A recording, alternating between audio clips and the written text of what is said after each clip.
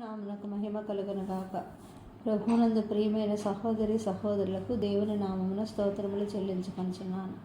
ఫిబ్రవరి 17వ తారీఖు అనుదిన ధ్యానార్థమైన వేకువమన్న తత్వము యొక్క మూర్తిమంతము. అంశము తత్వము యొక్క మూర్తిమంతము.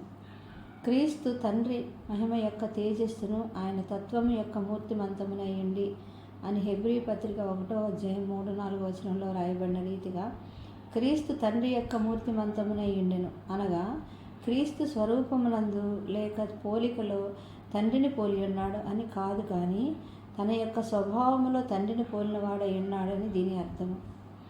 క్రీస్తు ఈ భూమి మీద ఉన్నప్పుడు సాక్షాత్తుగా తండ్రి యొక్క పరిపూర్ణమైన స్వభావమునే మనకు వెల్లడి చేసిరు. అవిశ్వాసము మరియు మూర్ఖతతో నిండిన లోకమునకు మనము కూడా క్రీస్తు యొక్క మూర్తిమంతమును అనగా సాక్షాత్తుగా ఆయన యొక్క స్వభావమునే మనం బయలుపరచవలనని ఆయన కోరుచున్నాడు. ఒక అర్థములో క్రీస్తు యొక్క అదే పనిని మనము నెరవేర్చువారమై ఉండవలను. ప్రపంచమునకు లేక లోకమునకు తండ్రి యొక్క పరిపూర్ణమైన స్వభావమును చూపుటకే ఆయన లోకమునకు వచ్చెను.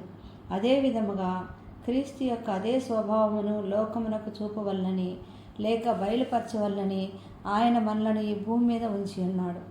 మనము ఆ విధముగా చేసిన ఎడల మనము కూడా ఆయన యొక్క తేజస్సుగా మారుదుము. క్రీస్తు యొక్క అదే స్వభావ లక్షణములను బయలుపరచుట ద్వారా మనము ఈ అంధకార సంబంధమైన లోకములో ఆయన యొక్క మహిమతో తేజోమయముగా ప్రకాశింతుము.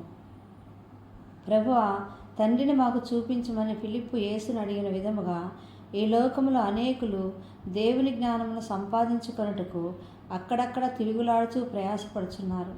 నన్ను చూచినవాడు తండ్రిని చూచి ఉన్నాడని యేసు ఫిలిప్పునకు జవాబు ఇచ్చినట్లుగా అటువంటి వారికి మన జీవితము జవాబు ఇచ్చినదిగా ఉన్నదా?